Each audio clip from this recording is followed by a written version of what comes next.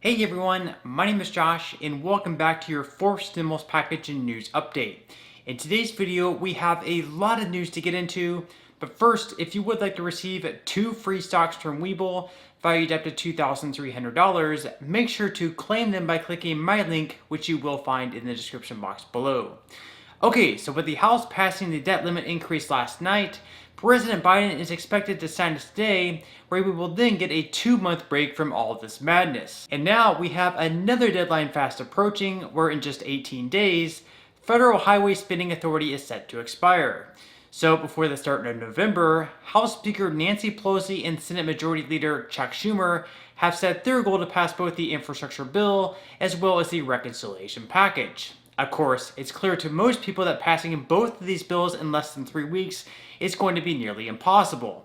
For one, a top line number hasn't been negotiated on, and there's still a huge divide between what progressive Democrats want in the package and what moderate Democratic Senators Joe Manchin and Kyrsten Sinema want. Although Joe Manchin said his top line number would be $2.2 trillion, progressive Democrats say they want to keep all their priorities in the bill. That means initiatives that deal with climate change, immigration, universal pre-K, childcare, free community college, etc. They say that they wish for all their priorities to remain in the bill, even if they're funded for fewer years. Of course, one of Bernie Sanders' biggest priorities is Medicare expansion. Sanders has said that without expanding Medicare, he won't agree to the reconciliation package, and according to Pramila Jayapal, the House Progressive Caucus agrees.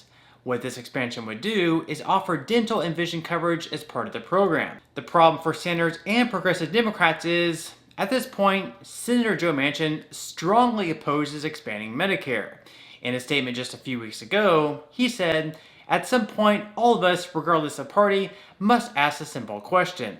How much is enough? Spending trillions more on new and expanded government programs when we can't even pay for the essential social programs like Social Security and Medicare is the definition of fiscal insanity.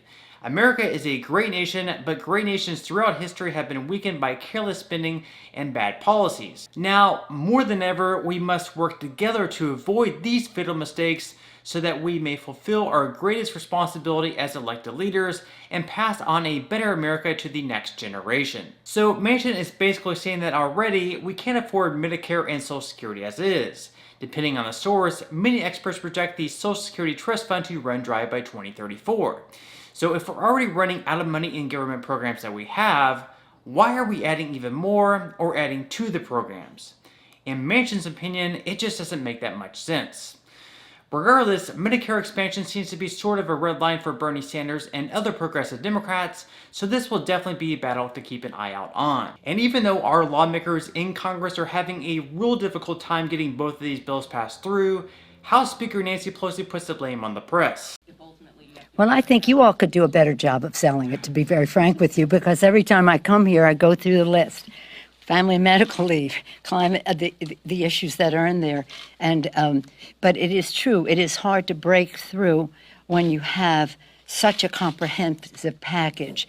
But as we narrow it down and put it out there, I think that it will. For example, one of the things in the bill is the continuation of the Biden tax credit, that is child tax credit, that is in the was in the rescue package.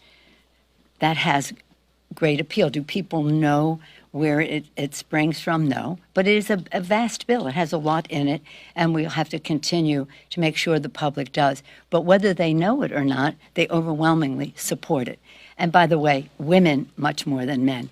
Men like the infrastructure, this one here. Pelosi is then asked that since they have to lower the price tag, what part of the package should be the first to go. She starts out by doing that sort of laugh that she usually does when she's confused or pissed off, followed up by saying that's not something she would announce to them. First to go to get the price down, the price of the package down. Excuse me? What would be the first to go to get the price of the package down? You must be kidding. That's a negotiation. That's not something that I would be announcing here, and I don't even know what that would be. No, what would be the first go? What would be probably in timing, that the timing would be reduced in many cases to make the cost lower.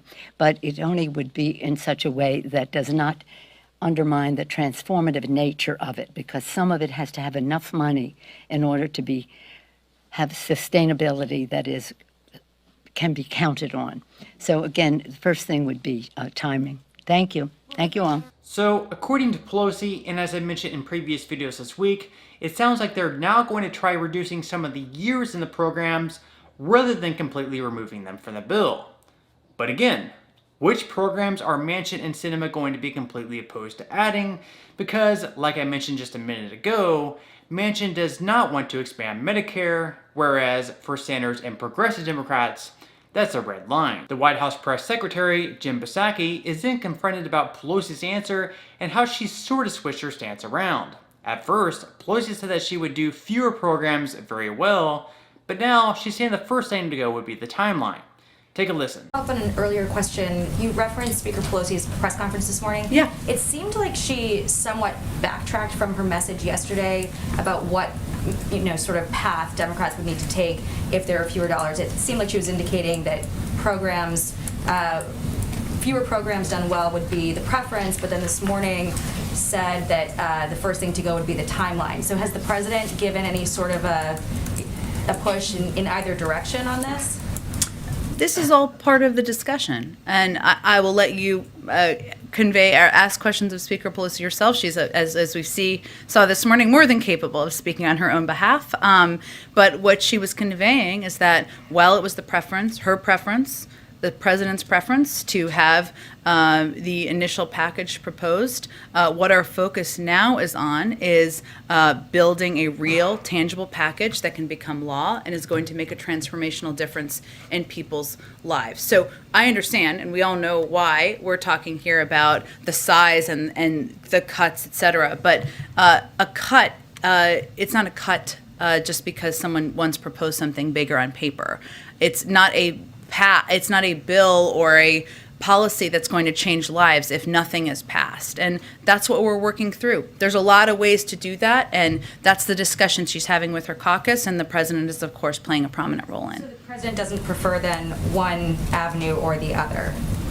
The president wants to make fundamental change in our economy, and he feels coming out of the pandemic is exactly the time to do that. And if we don't do it now, if we don't address the cost of childcare, to go back to Josh's question earlier, if we don't address the climate crisis, if we don't ensure that universal pre-K is a reality now, we're not going to have the same opportunity to do it for some time. So, no real clear answer from Psaki, as she's saying that Pelosi should be the one to answer the question. And at this point, I don't think they even know, as there's still clearly a negotiation going on.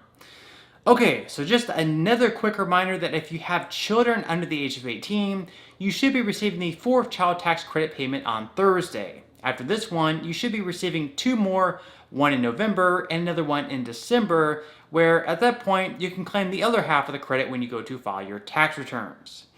Okay, so on that note, I'm going to go ahead and wrap up this video. Again, if you would like to receive a couple of free stocks from Webull, make sure to quickly claim them by clicking my link, which you will find in the description box below. To receive the first stock, you will need to fully open an account. Then to receive the second free stock, which will be valued up to $2,000, you'll need to make a qualifying deposit of at least $5. And even if you aren't all that interested in investing or continue to invest at this point in time, you can always sell the free stocks you receive and transfer that money, however much they're worth, right back to your bank account. So free stocks or free money is completely up to you. So once again, I hope everyone has a great and safe rest of their day, and I'll see you, as always, in the next video.